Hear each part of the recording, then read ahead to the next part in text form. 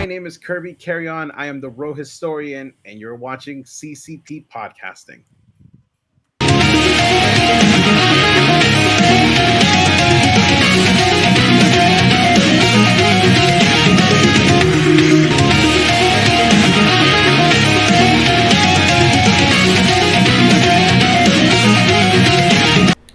What is happening, friends of CCP Podcasting? Welcome back to Beyond the Bell. I am Chris Page. That man is John Cable.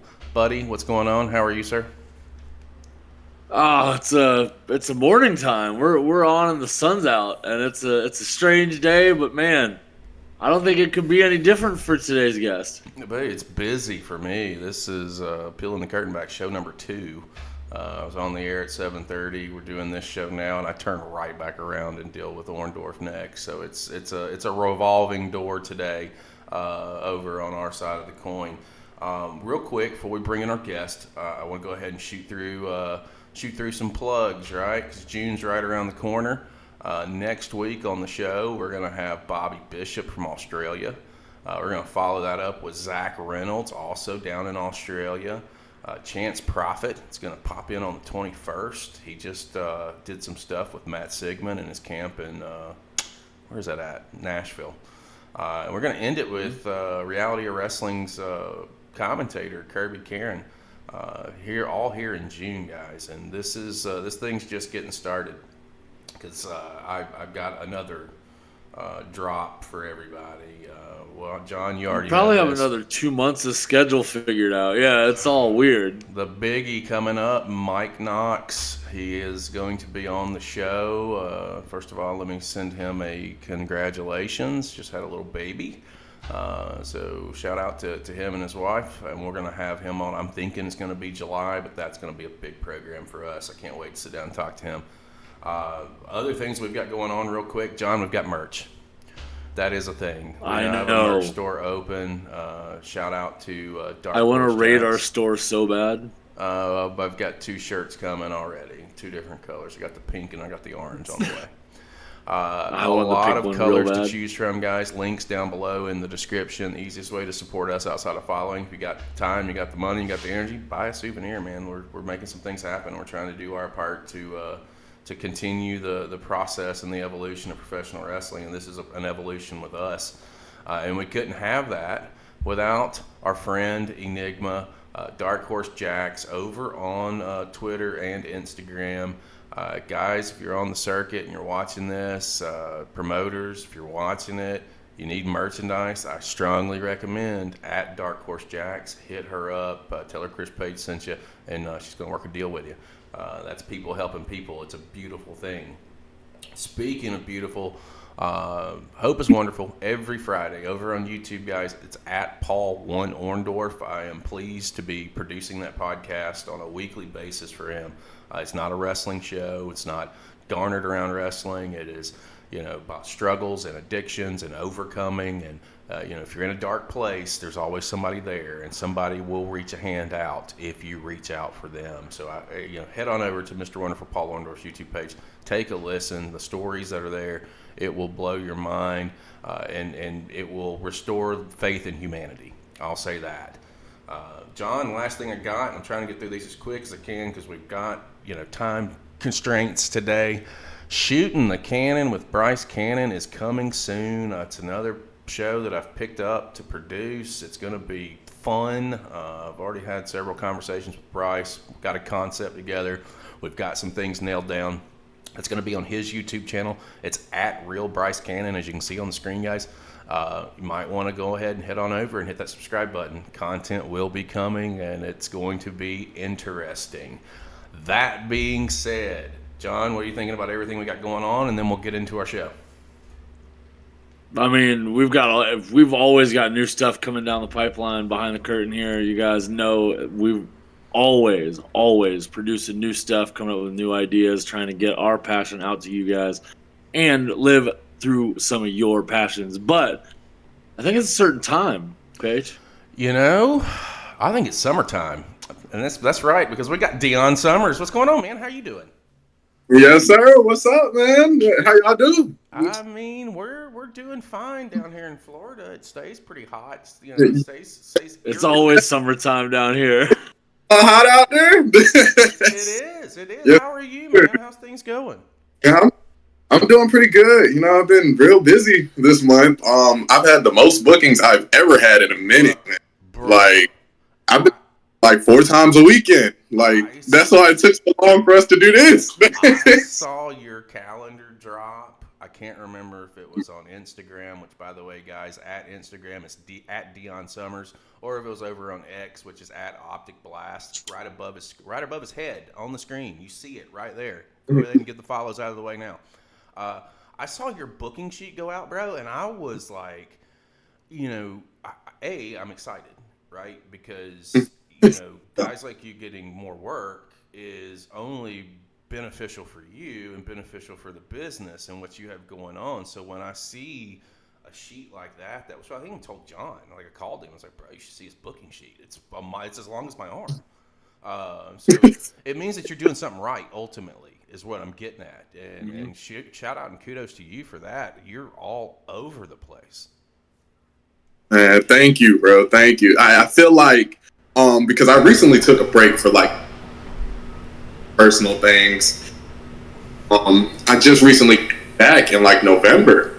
So when I came back, I started training again consistently, learning new things, and actually like learning about business. Like, now I understand what it takes to get to that level, and I've been getting to that next level, bro. Getting all these bookings. Being able to show people what time it is in all these different states, man, it's great. So, like, I've been all over the place. So, and it's only picking up for you, man, and that's nothing but good news all the way around. We've had the opportunity to sit down and talk with a lot of people on the Georgia scene. Georgia's becoming my best friend, and I keep wanting to say, I say to myself, why wasn't it my best friend, 8 years ago when I lived in Buckhead for 3 years? I move away, and then I make all these different friends in the industry, and it's beautiful, man. It's beautiful. Let's get things started with you. Something that we ask everybody just to kind of start off and get that little icebreaker, because these are all blind dates, guys. When you got into the business, or when you were a kid and you were watching wrestling, who were some of your inspirations that you would go out of your way to take a peek at? For one, Cesaro. I was a huge fan of Cesaro. Man, his work ethic in the ring, like, bro, he's just like not him. Yes, he is amazing. And I used to hear because I used to listen to a lot of interviews with wrestlers and stuff. So I would hear the stories about Cesaro. They'd be like, dude, I don't even have to like jump for this guy. Like, he's gonna lift me up and get me in that gut wrench or that power bomb or whatever he's dropping me. I was like, dang, like, this dude is strong. And it was to the point they said he was stronger than John Cena. So I was like, dude, this man, pretty freaking good. He's pretty freaking good. Very technically sound, too. I could see that being one of the inspirations after we watched a lot of the Spotlight show that we've done on Deon Summerz. If you're watching this now on YouTube, it's already out. It's been out since Monday. And if you haven't watched it, shame on you. Go and do it. Some of the things that we've seen, there's a lot of facets to your game that I find. I'm more drawn to wrestlers that can do it all. And what I mean by that is you can go technical if you need to. You can transition. You can catch as catch can. You can high flyer if need be. You cover all the grounds. Those are the guys that I gravitate towards, just because you're not going to have the same match twice. And seeing that Cesaro is one of your influences, that's a big proponent of Cesaro. Like, he'll do a couple of moves in every match, but every match with him is different and in some form or fashion. So that's a nice little tie in there. John, let me go to you for your. I'm sorry, I didn't mean to cut you off. I was just saying you got to change it up depending on your opponent and stuff. Because some people are real technical, some people are high flyers. So maybe I got to change it up. If somebody's a better high flyer, I need to be able to ground them. If I'm going against somebody technical, maybe they can out wrestle me. So I need to go a different route. Probably go for some strikes. Or if I'm going against somebody bigger, chop them down. It's different. Yeah. When did you decide to take this up? Like, at what point in your life? What was the decision that led you to getting into professional wrestling? And then I'll piggyback off of that with a secondary question. When you decided this is something you wanted to do, how did you go about finding your training school? So I decided to pick it up in like 2019, I want to say. I was just like listening to podcasts still, man. Like I was so deep into wrestling. I just wanted to learn the business. I believe I was listening to Chris Van Fleet with Flip Gordon. So I was about to go into the military, and Flip Gordon had a similar story. He was like, he went into the military and then he was trying to like train to be a wrestler and stuff. So he had to find a way out of the military just to continue his training. And I'm like, well, dang, like I'm still pretty early in this. I feel like I can like stop the military process and start my training. And it was just like I could really relate to like what he was saying. He was like, wrestling is like his life. He loves it so much. And he just took a risk and jumped into wrestling. And I mean, look at him now. Like he's all over the world. People know him. So I was like, yeah, let me give wrestling a try. And that's how we got into that. Where did you go to school for it at? I went to Face to Face. It was a school ran by Heath Slater, and who was the coach there at the time? Teddy Long was there at the time I came. I believe Ron Simmons and Mr. Hughes were there before I showed up. Mm-hmm. But when I showed up, yeah, Teddy Long was there. I didn't get the chance to see Heath Slater, which is crazy. His face was all over the school, but I never got the chance to see Heath Slater. But yeah, so I ended up training there. I went to like have their little sit down to see how the class goes and see what training is all about. I did that sometime in November 2019. And after that, like I went home, and next day on SmackDown, I see a couple of the people that's like training in that school, like get bumped around by who was it, Luke Harper and Eric Rowan. And I'm like, oh, dang, they got a direct connection to WWE. Let me go ahead and go over here. Mm-hmm. It sounded good. That's when I went and signed up the next week. I was like, let me not hold out. I'm about to go straight into this at first. John, I opened Pandora's box of training, so tag, you're in. Yeah, you did. So when you found your school and you realized that this is what you wanted to do, for you early on, what was one of the hardest things for you to grasp about not just the business, but just the work in the ring and the workout and the regiment? What was hard for you? I believe the footing. I had to get used to the footing first. Even though like I played sports before, it was different from being in the ring. Mm-hmm. Like not many people can just transition that well, and I was one of them people. It took me a minute to transition for it. With hitting the ropes, it took me a minute. Also, like doing a drop kick, that took me a while. Like I was doing claymores before I did like a drop kick, and I could flip with it. So I was doing claymores for like a year. Let me see. And then the technical side, I was learning the technical side. And then as I was learning the technical side, that's when I started like enjoying technical wrestling. And I would watch like Zack Sabre Jr., Jonathan Gresham. Dang, I'm just say those two. I can't even think of a third person right now. You don't have to say anything more when you say Zack Sabre Jr. and Jonathan Gresham. Jesus Christ, let's be fair. Yeah. Alex Shelley. That's another guy. Okay.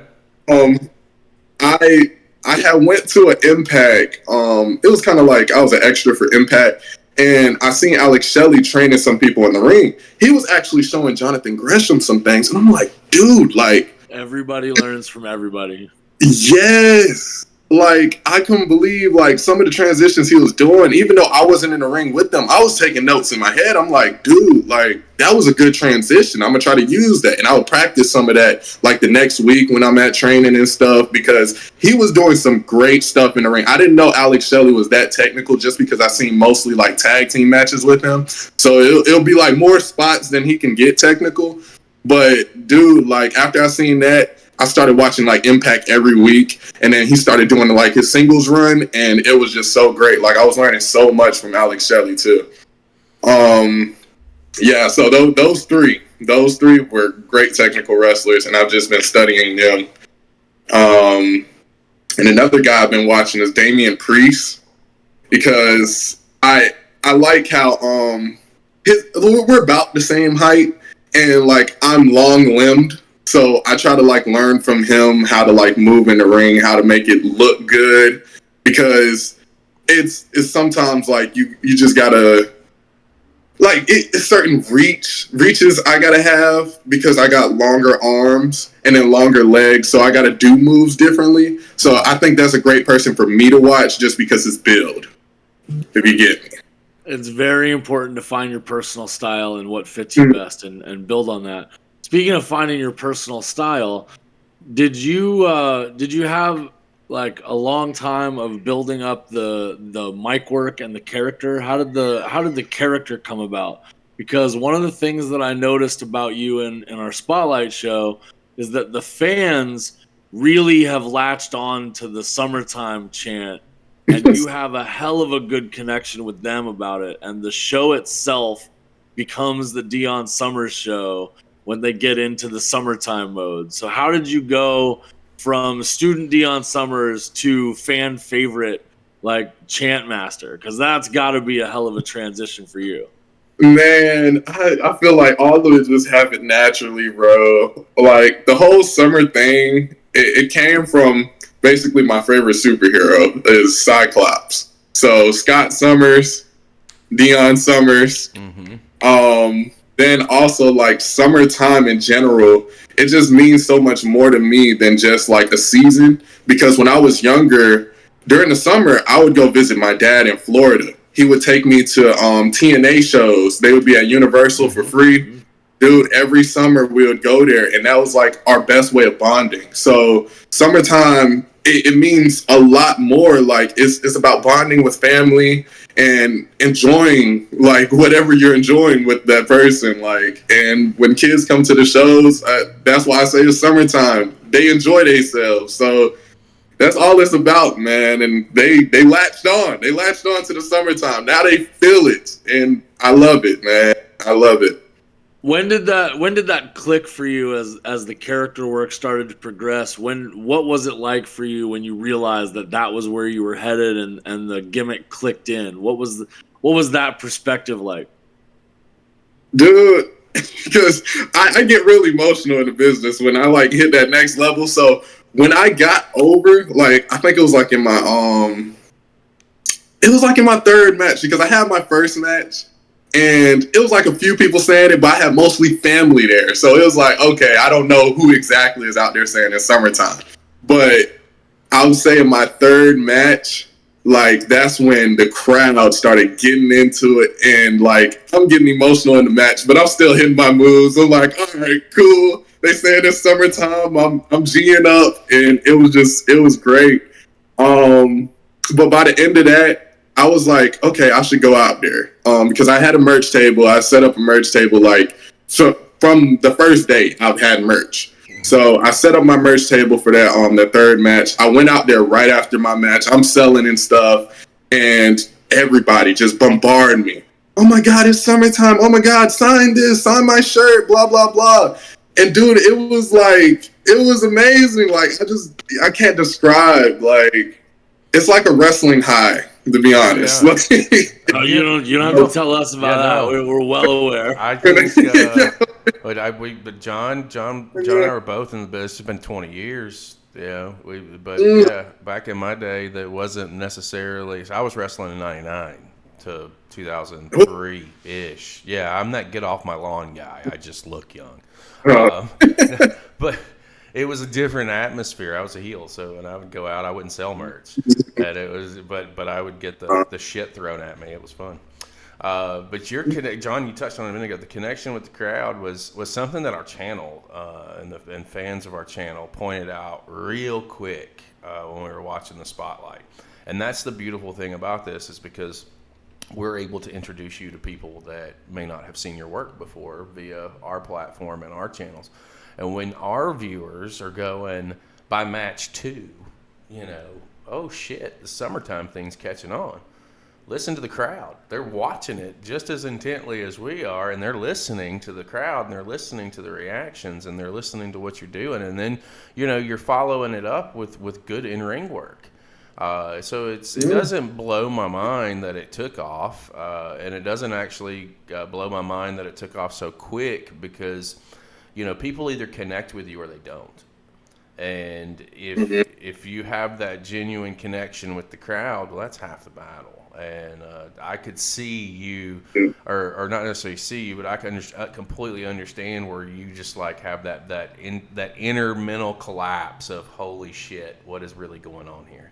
What is happening, dude? And the big point. That's the big point. Like in wrestling, you got to get that connection with the crowd. That's why I've been trying to explain to other people that have been wrestling as long as me, that's out here in Georgia. I'm like, I've been learning from Naja. I've got advice from Mr. Hughes, Booker T. Like, they're telling me the stuff that you need, the key factors to get into WWE, man. Like, you got to have that connection, bro. Like, you got to have that connection. You got to have mic skills. And all those moves and stuff in the ring, like, it's cool to be able to do, like, 450s and shooting stars, but you got to get that connection with the crowd, because if you're out there doing that and you're just hurting your body and nobody's cheering, like nobody's into your character, you out here doing that. No, exactly, man. Like, you don't want to waste those bumps, especially crazy bumps like that. Yep, everybody's bump guard runs out at a different time, and that's a piece of it. It is what it is, you know. When we watch back some of your stuff, here's what I noticed is, like, you know, usually when we watch stuff back, there's, you know, 10, 12, 15, sometimes 20, sometimes 30-minute matches. But a lot of your stuff was under 10. And what I dug about it, and I didn't even have to point it out, other people pointed it out before I could. You didn't have to wrestle 20 minutes. That 8 minutes or those 9, I'm going to use your Shoot Taylor match as the example. Buddy, that was... In under 9 minutes, that was a fire 8 it felt like it was you know, like a 15-minute match, but it wasn't. And that to me is everything that is right with professional wrestling and the performers that are in the ring. If you can put, it was, to me, I felt like it was a classic. It was one of the better matches on the Spotlight show for me. Thank you. And then your triple threat that you had with Naja and Parker Lee, we watched that back on the Spotlight show. It was show. Amazing. And that one was like 11 minutes, 12 minutes. But it's you could put that out there, either one of those matches, and give them 25 minutes and have a fucking 5-star classic. Is ultimately what I'm getting at. Is the work ethic. When the thing with the triple threat that really shone, I think, above the match itself. Like, we've seen Naja before. We've done a show with him. We've done a spotlight on him. And one of the things about Naja is his versatility. You get him in the ring with somebody that is a technical wrestler, and you'll see the technical side of Naja. You get in there with a power guy, and you'll see the speed. You have that same versatility about you. And I know that, you know, getting put in the same category as Naja is a big deal to a lot of people, and it should be. Because Naja is the guy that's doing that thing. And to see you work Naja, and to see you guys in the ring together, and to see the show that we did on your Spotlight, we saw you in the technical aspect. We saw you in the tag. We saw you work the crowd. We saw you do the speed bit. We saw you pull some power moves. You have the versatility to be in that category and to be in that class. And to see that you've only been in the business for so many years and connected to the audience like that already is a hallmark of someone who's truly a great talent. Even if you haven't made it to your pinnacle yet, that part, the fact that you are taking from so many people under your learning tree and looking at what it takes to talk the talk and then walk the walk, those fans connect with you like that. And being able to connect that fast and get the fan base behind you and put you over gives you the ability to build your repertoire in the ring, because being a face means the fans have to back you. And you figured that out super fast. I know he's not excited or blown away by how fast the fans took to you to put you over, but I am. I didn't In say your that. first year, the fans were in it. They were all about the summertime. They knew the chants, and having fan reaction, the callbacks and the interactions that you have with them in the ring is what makes the show special for the fans. And if it isn't for the fans, we don't have an industry. So to have a talent like you build that connection that early is a testament to you. What was the part for you? Like, I know that you said that you enjoy that thing, and wrestling for you early on was, I get to go watch the show with my dad. What was that influence like? Was that the driving factor for you to want to connect to the fans like that, or was it a drive for the fame, or what was it that drove you into the crowd as much as you did so early? I believe because what got me into wrestling, my first wrestling show was actually WrestleMania 27. Yes. In Atlanta? Your I was first there. wrestling show was WrestleMania 27? I was fucking Yes. So let me Congratulations, and I'm sorry, sir. I know a lot of people knocked at WrestleMania, but look, so But a lot of people don't remember that there were some matches on that show that were incredibly fire and built some great stories and some great characters. There were moments of that WrestleMania that were off the chain. it was a lot because that's what hooked me. I originally I would only play like the wrestling games because I was a video game guy. But one year, because I was living in Atlanta, my dad was living in Orlando, so he was like, "Yeah, do you want to go to this wrestling show?" I'm like, "Yeah, sure, let's try it out." This is what we do. Yeah.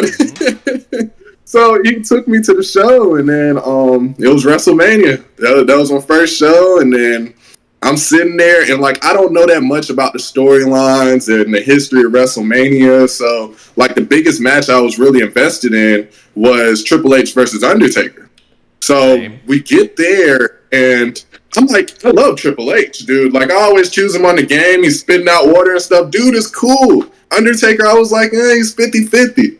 So I'm like, oh, Triple H got this match in the bag. Like he's about to beat Undertaker. And then my dad just looking at me like, oh, you must not know. Streak though. I'm like, I must not know what. So we get to the match, we're watching, and around the end of the match, like, I'm like, okay, Triple H about to get it. Dude, he lose, and then I see the numbers on the screen. I'm like, Undertaker got that many wins at WrestleMania? Just like, at WrestleMania, yes, sir. oh my God, I was so shocked. Like, I didn't know about this. And my dad was explaining, like, yeah, he's had a streak for years, man. He's been doing this for so long. And, like, Triple H was just trying to beat the streak. And I was like, dang, like, and the way the crowd was invested into it, too, like, they thought Triple H was going to get this win. And I think the crowd reaction while I was there live was really what helped me become a fan, because now I see like why people are invested into wrestling. Like once you experience it live, like you just enjoy it.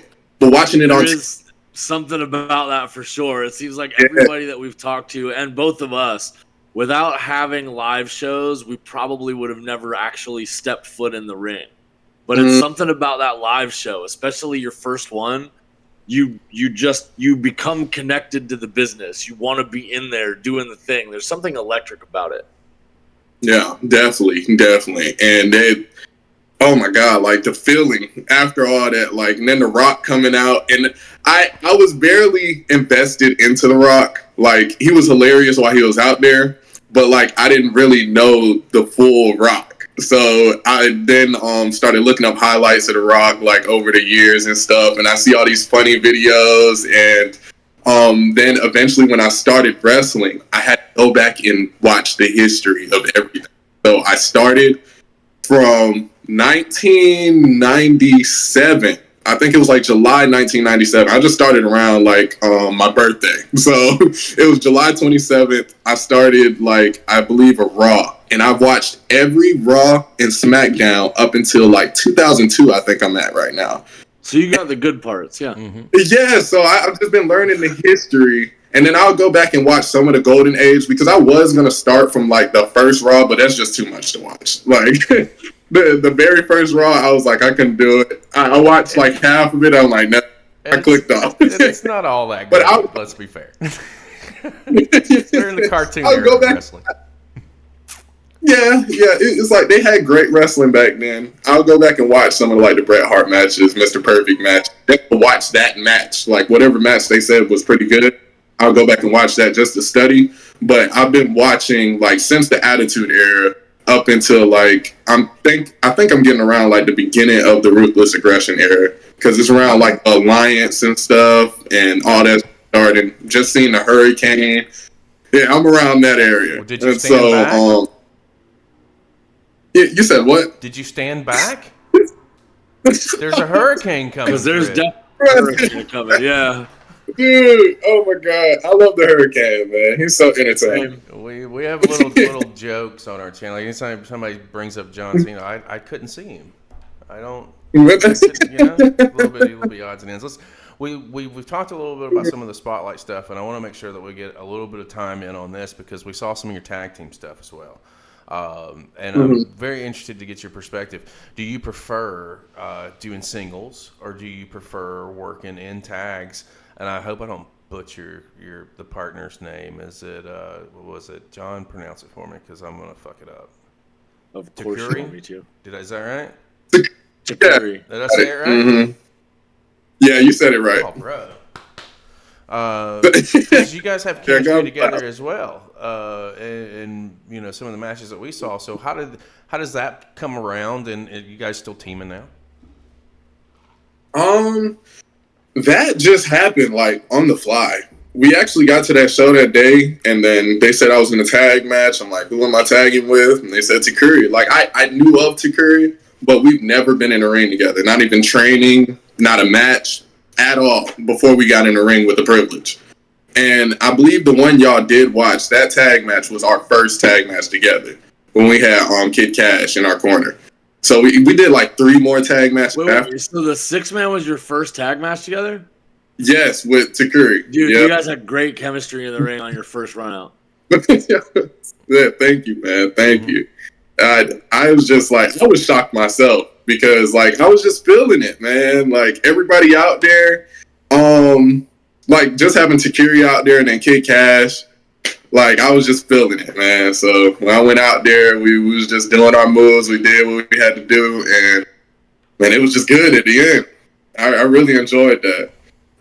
But you asked, what do I prefer, singles or tag? Yeah. I'll say in the beginning, tag, I preferred it more just because I would learn more. I'll be in there with more experienced wrestlers. Like everybody on the Privilege, like they pretty much trained me. Like so everybody on the opposite side of the ring, like I know them pretty well, but everybody in my corner, I just like it was my first run with them.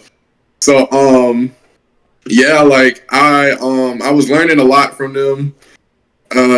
Specifically Simon Sermon. He was my trainer after Teddy left Face to Face. He was training us, and he pretty much taught me all the technical stuff, body slams, drop kicks. He tried with the drop kicks, but you know I was doing the Claymore, headlocks, you know, wrist locks, arm bars, all that. Yeah, so he pretty much taught me most of that. And then Daniel Vanderbilt, he was pretty much the dude that showed me cardio. We was doing drop down drills, and that's what got me to the point. Like, dude, I don't get blown up in the ring for real because like my cardio is on point. And then Randy Reno, he was my first match ever. He's the one that got me comfortable with wrestling because I was very nervous before that first match.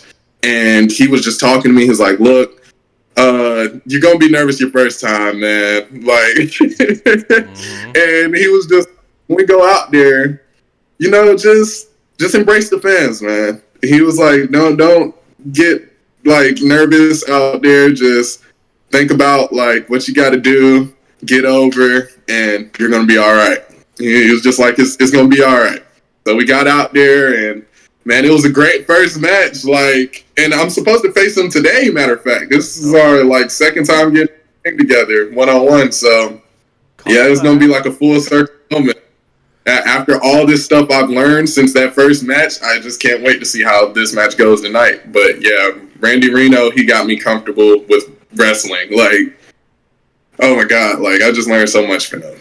When did that click for you? Like, when did it go from I'm a nervous student going out through the curtain and I got these butterflies rolling to nope, I'm a superstar and I'm doing this deal? When did that click for you? Are you still struggling with it, or is that something that you've just gotten comfortable with? I wouldn't say it's a struggle now. I still get nervous from time to time, just like excitement nervous though. Like I'll be like, all right, so we need to go out here. Very different monster when you're excited to go through the curtain and when you're terrified. Those are very different monsters. Yes, I was only terrified that first time. So once I had that first match, I was like, okay, this is how it feels. I'm all right. So after that, I would just get butterflies because I'd be like, oh, I'm in a new state. This is a new show. I need to show out the first time to show what I'm capable of. So then as of recent, the last time I got butterflies was this past Saturday because I had to wrestle Naja in Memphis. Oh. And I felt like this like graduation moment. Like, am I ready for the main event? And I was real nervous. I told him that. I'm like, dude, I'm real nervous, bro. Like, he's like, what you nervous about? Like, we trained together, you know? And then he started yelling and like, I'm the hoochie daddy. You're going to be okay in the ring with the hoochie daddy. I'm like, oh, God. All right. So I'm like, all right, let's go out there and do this, man. We went out there and we knocked it out of the park, dude. And like I said, I'm the emotional guy. So in the middle of my comeback, I'm like tearing up a little bit. I'm like, dude, we're killing this. I'm hitting my jumping clotheslines. I'm like, we're killing this. So I go up to the top, do my little elbow drop. I hit it. I'm like, dude, we're doing this in the middle of the pin. And then we got to the end. Naja put me in his little submission, made me tap. And then the ref walked over while I'm sitting down there selling. He's like, dude, 5 fucking stars. 5 fucking stars. That match was amazing. I think it's hard to get in the ring with Naja and not have an amazing match, to be fair. Yeah, like, having the right dance partner is always the ticket, and Naja's always the right dance partner. Dude, it was so amazing, man. Like, Naja, he is great, dude. Like, not many people give Naja the credit he deserves, especially like here in Georgia. Naja is phenomenal. And once he start branching out to like other states, even out the country, people are gonna notice Naja is that guy. Like, he's been that guy. Mm-hmm. So, man, like, for him to take me to a match like that, I was like, dude, thank you. Like, this was amazing. People was embracing us, like, in the locker room. He was like, dude, like, that was match of the night. I don't know how the main event gonna top that because we a semi-name. Mm-hmm. So it was like, we did all of that, and it's like, dang, what are they gonna do? Like, oh my God. It was so good, bro. It was so good.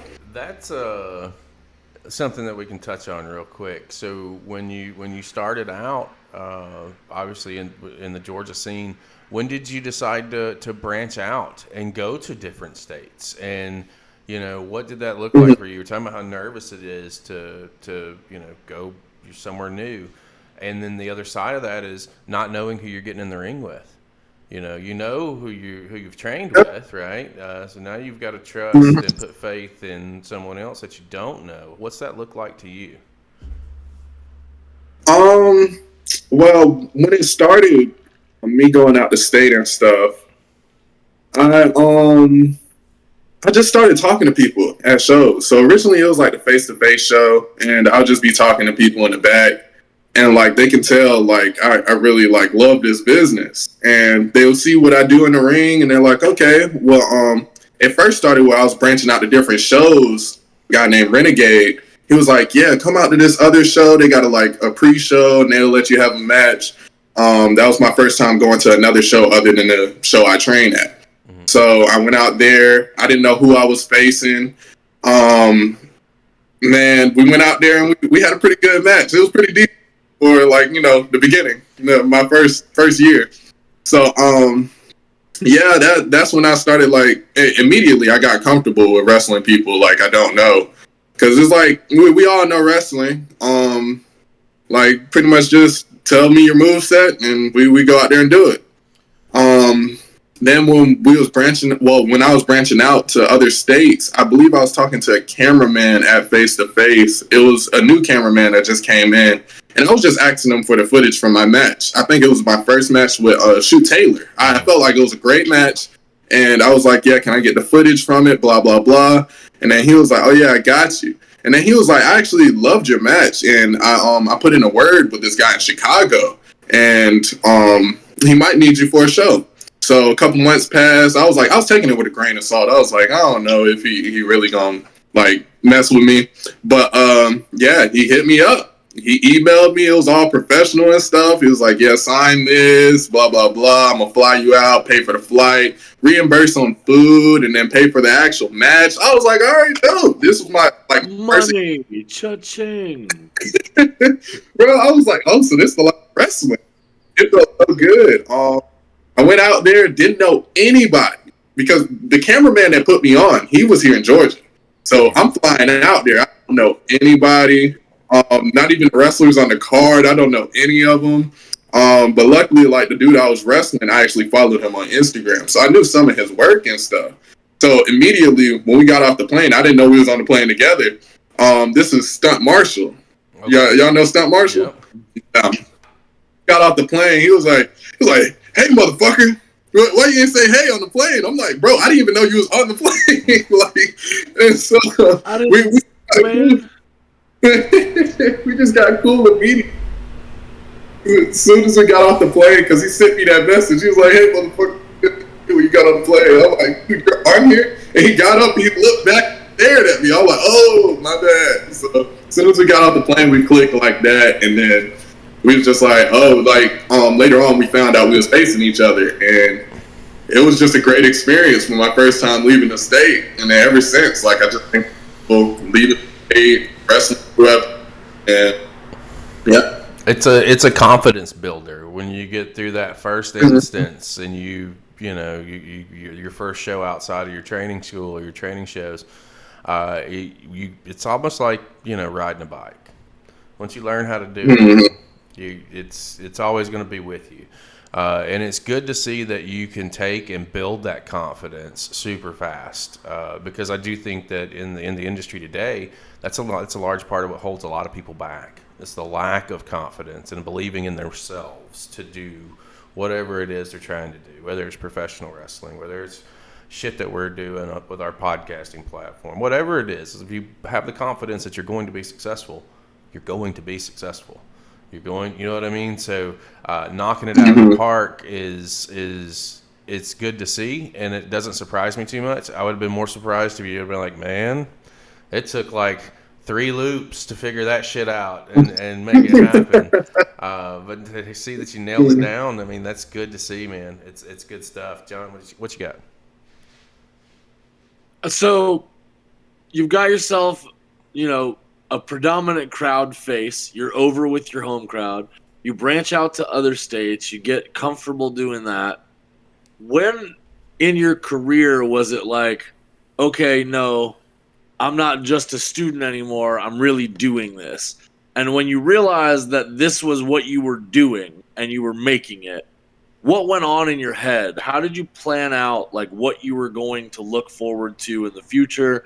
You know, you got through the first year. Where does your head go for your plans from that point on to now? Where you're like, okay, I've transitioned from being a student. Yes, we always continue learning, but now I'm off on my own. I've got a career and I've got to build it. I'm now a brand. How do you step from I'm training to I'm a brand and I've got to push my own promotion? Okay, that happened as of recent, because when I got ready to leave for that 6-month hiatus, a lot of people like really was sad about it. Like that was the most interaction I've ever gotten on my page. Like they were like, dude, like summertime, like where you going? And then I was leaving during the summer. This was July. So they was like, dang, summertime's really over. You could have picked a winter trip, man. You could have picked a winter trip. But yeah, like they were just real sad about it. They was real bummed out. I announced that I was having my last match. It was at a gaming convention, Southern Fried Gaming Convention. Mm-hmm. Yeah. Dude, they gave me a great send off. A lot of people came out to see that last match. I was in a gauntlet match, dude. I went over like 3 people. Like they treated me like a superstar that night, man. And Gabe Sapolsky was out there too, so I got to talk to him a little bit after it. But I was telling him like, yeah, because he told me I had a great match and stuff. He loved the character, and he was like, shoot, you had the most fan interaction in your match.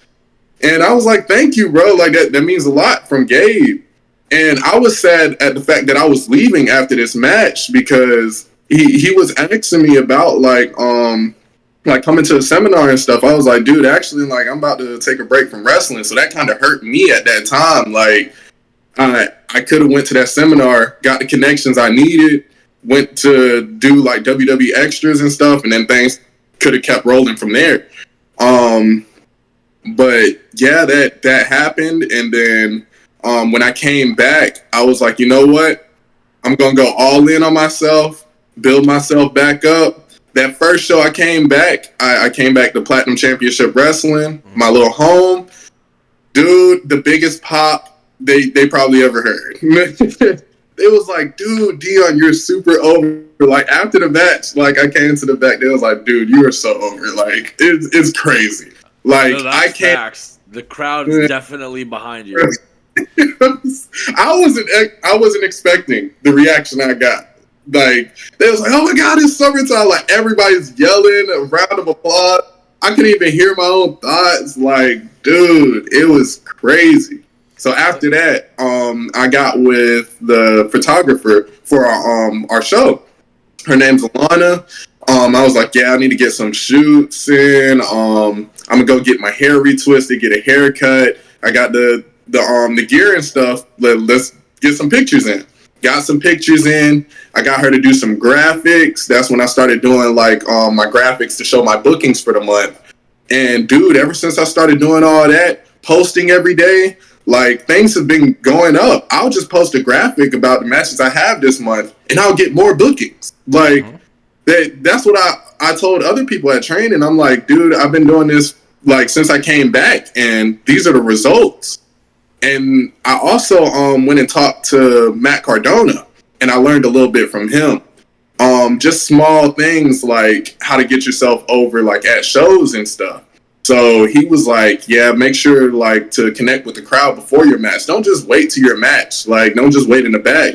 He was like, dude, doors open at a certain time for a reason before the bell. So the fans can connect with you at your merch table before you even get to the merch table is a networking source for sure. Yeah, definitely. So I started doing that, and I would sell merch before my matches. They don't even know who I am. I was like, dude, this is crazy. Like, the fact that I'm just now learning this, but the fact that I know it now, it's not going to stop. I'm going to keep going. So he told me about that, and then he was also saying something about dressing nice. Dress like a superstar. So that's why I'm all dressed up now, because the show I'm about to go to, I want to look good. So I dress like a superstar. People are already looking over at my merch table. They're like, oh, who's that? Who's that over there, mommy? Like, then everybody comes over to the merch table just to ask who I am.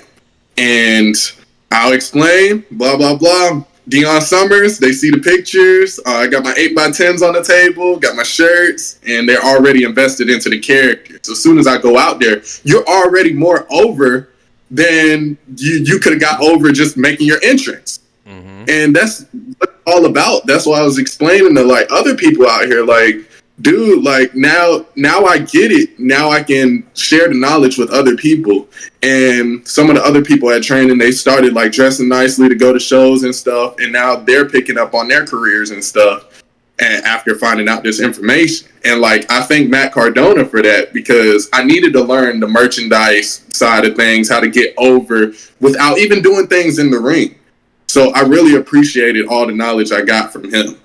It's taking me so much further, like so quick too. Like I just got back and I'm getting all this. I think a lot of superstars kind of miss that part. You know, if you have a 30-minute match, right? That's 30 minutes that you're in front of the crowd. But that crowd's there for 2 or 3 hours. Not only that, they're at home on their social media accounts and they're looking through stuff and they see what they see. There's thousands of hours of information out on the internet now. And with the indie scene moving the way that it is, where we're seeing this new resurgence of the territories era, it isn't just, oh, you're going to see me for 20 minutes in the ring or 10 minutes in the ring or 8 minutes in the ring. You have all day to put your face in front of people and recognizing that you're branding yourself and that idea that I need to connect to the audience and it isn't just in my match, it's all the time. Yes. It's not just a new factor of the industry, it's a new factor of society. And in the last decade, that's become more prevalent. How do you manage to keep up with that aspect of it and get your training time and your job and your matches in and your family life and your home life and your social? What's the balance look like for you, and how do you try to maintain that? Is there a schedule that you keep, or are you more of a chaos on the fly guy?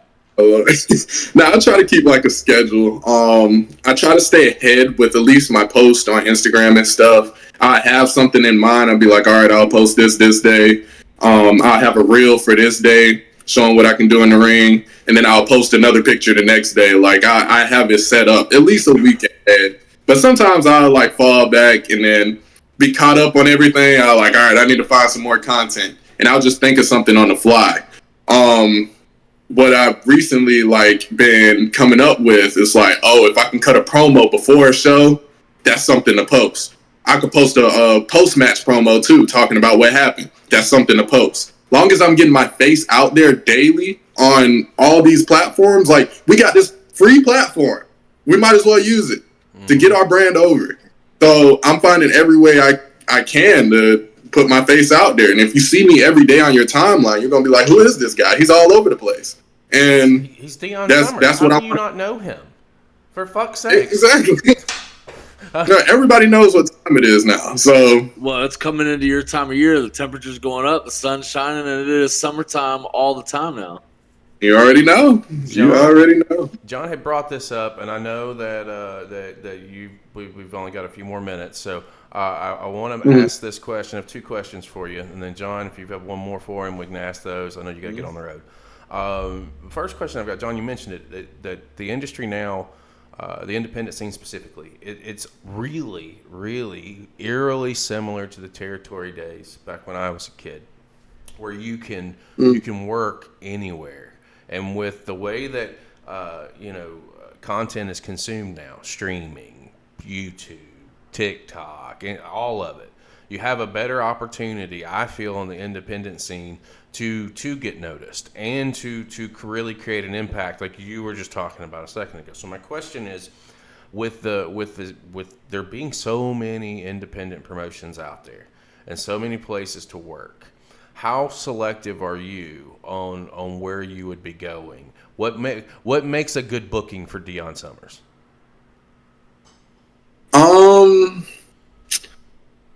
I would say the content, like the content that comes out of the show. Do you have somebody recording?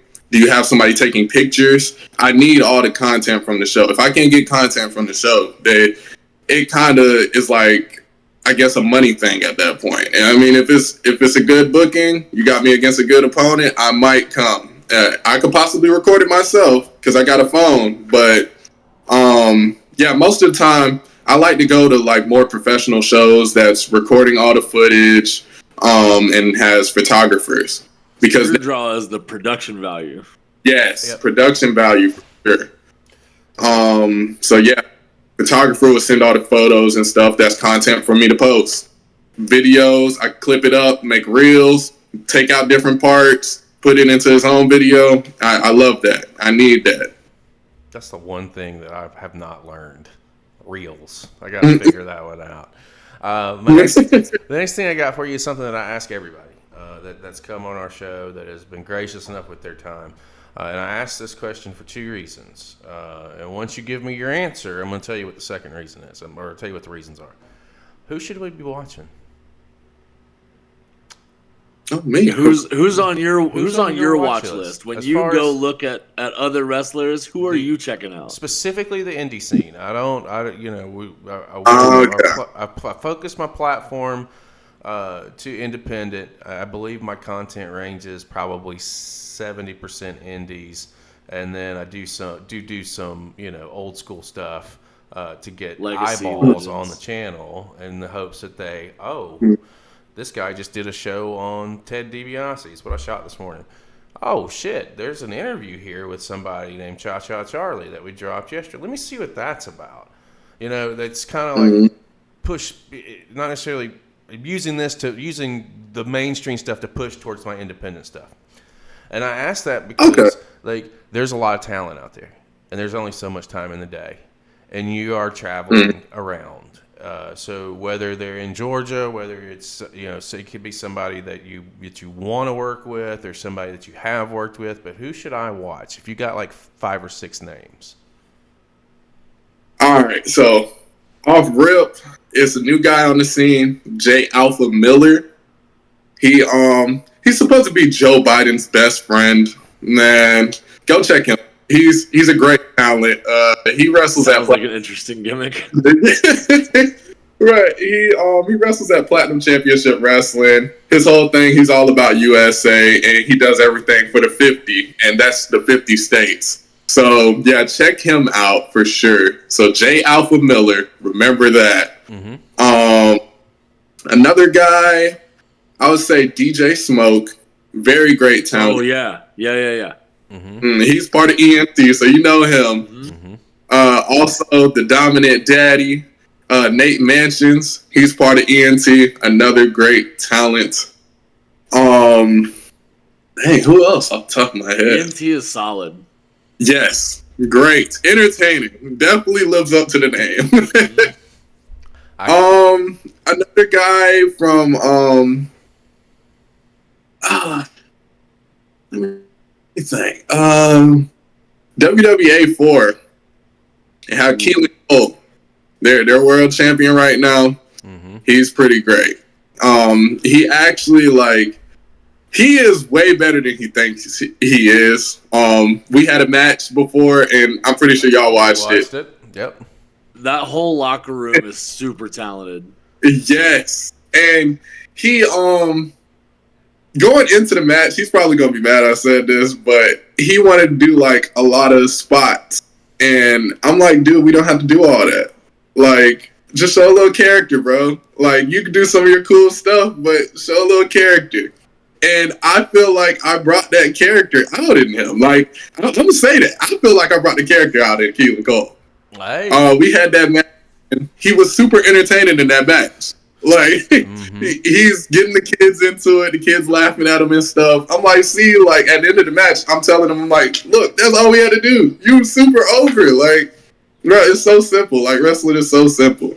But yeah, he's a great talent. He's phenomenal in the ring, like doing moves and stuff, and then he has that character that he can bring out whenever he needs to. So he is a great talent. That's just 4 like off the top of my head. But so here's why I ask that is because we do a lot of independent stuff, and the names that you give me are names that I'm going to look up. And you gave me, let's say you gave me 4, right? You didn't. You didn't.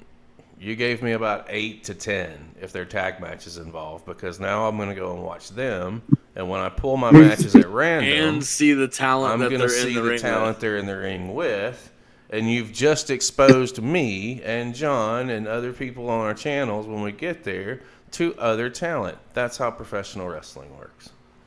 You get exposure. Yeah. That's true. You pass it on, and that's it. Like, you know, obviously there's monetary and all that other shit, but at the end of the day, like, professional wrestling, we have a saying on the channel, it brings people together. And how do you do that, right? In some form or fashion. Well, you give us stuff. Now I'm going to go out and I'm going to explore, and who knows what I may find. Who knows what rabbit hole that'll go down. You never know. I know I said 2 questions from me, but I got one more for you, and then John, if you've got something, we'll wrap it up after that. I got one. Yep. I ask everybody this question as well. If you have dream matches, who are some people that you want to be in the ring with? Dragunov. Okay. I know I jumped straight to that, but like, yeah, Dragunov is definitely one.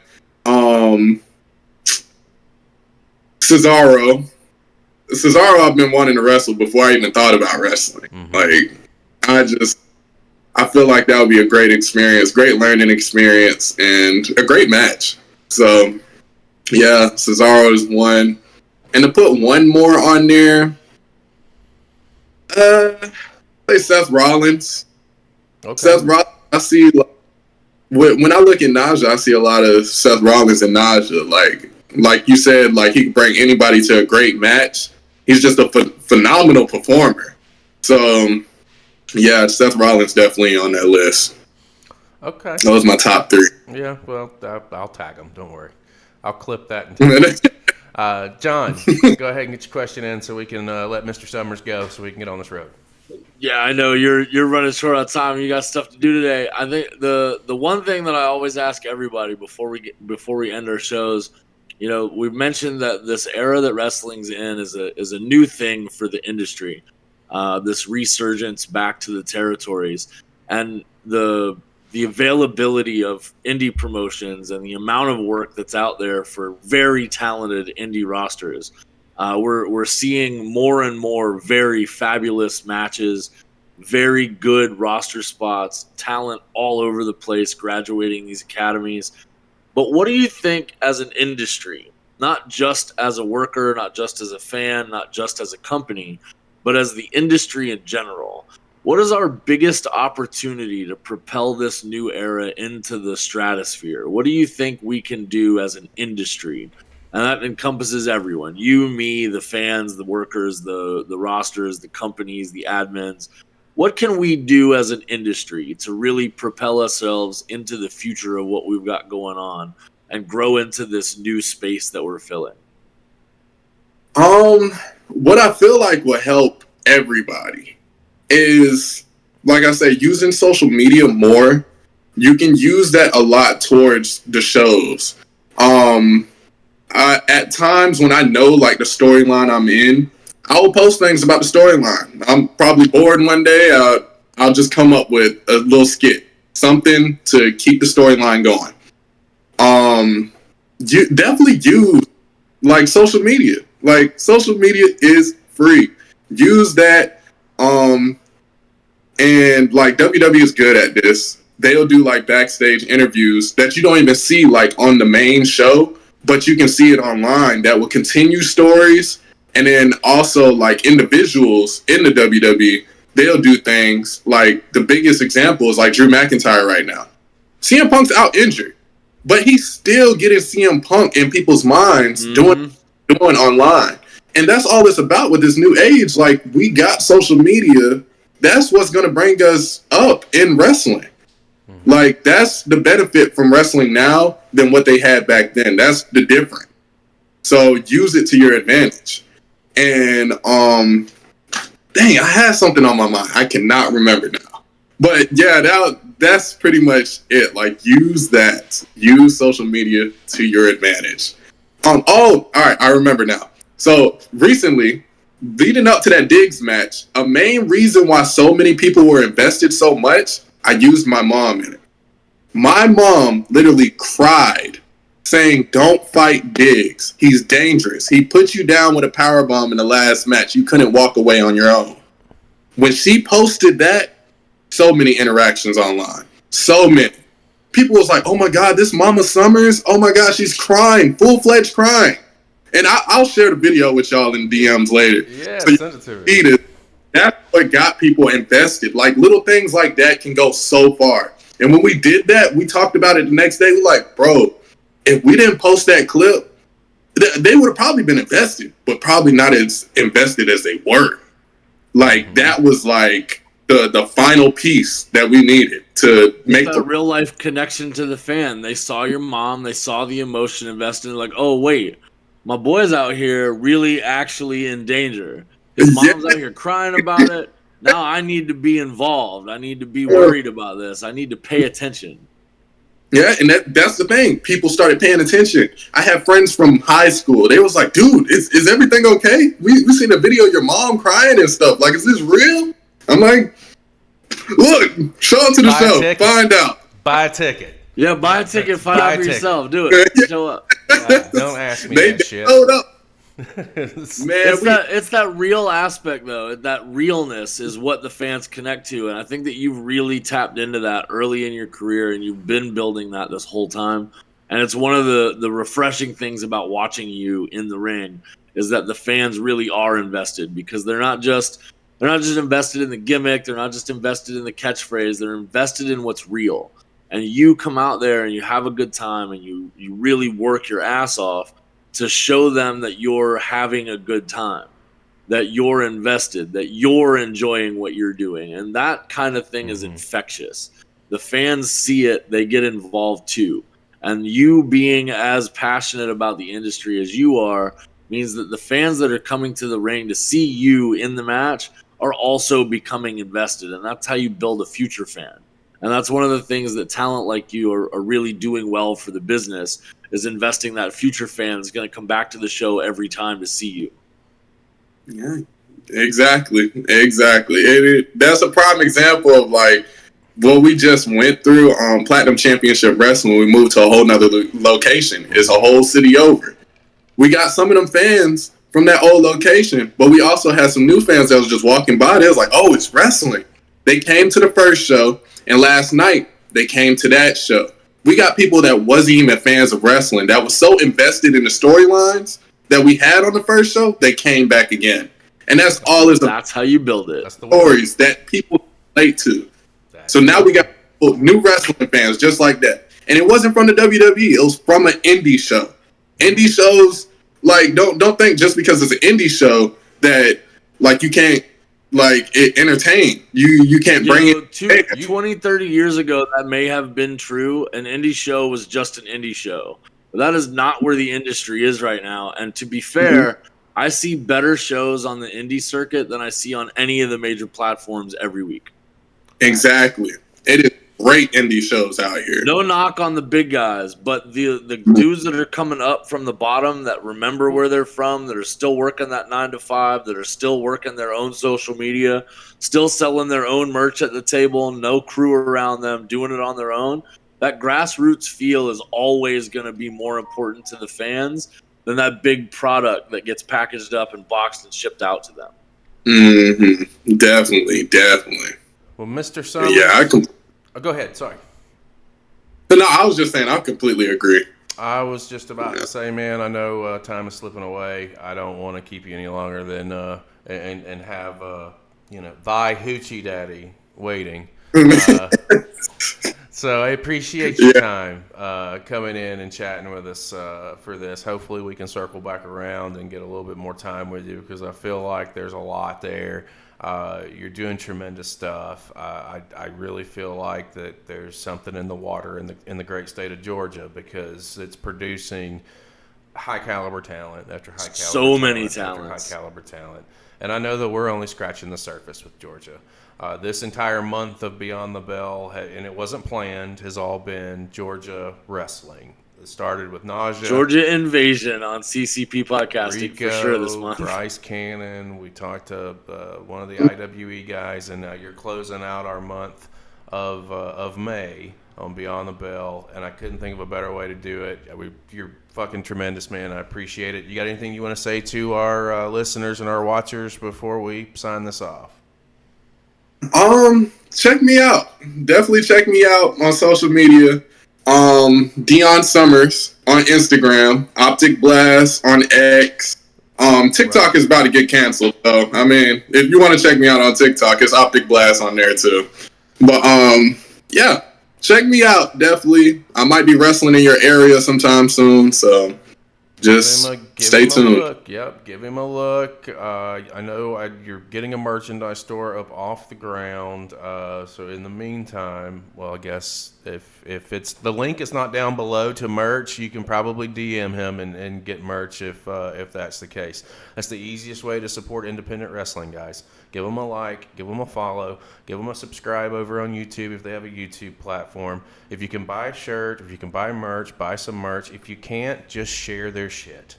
It's that simple. It helps them in ways like their stuff. It helps them in ways you don't even understand. John, go ahead and take us home, my man. Yeah, guys, you guys know how to follow those links and do the thing. You guys definitely should do that. It is the easiest way to support indie wrestlers. They are living paycheck to paycheck, just like a lot of us are. They're still working their regular jobs and pursuing their dreams. And maybe you can't afford a shirt or be in the area for a ticket, but one of your friends might be. So share the information. If they like it, they can follow it too and drop a little bit of money in his pocket so he can keep doing what he's trying to do and get ahead in his life and career. You know, it is the easiest way to support the indies and to support your local businesses just like that. So you guys go out there, drop those savage elbows right there in the ding bell. You know how it works. Never miss a beat what we got going on behind the curtain. We got new shows, new content, new guests all the time. Always something new coming down the pipeline behind the curtain with us. As always, ladies and gentlemen, we love to share our passion for the industry with you and have you share your passion with us. So until next time, guys and gals, we love each and every one of your faces, and we'll see you soon. Next week, Bobby Bishop.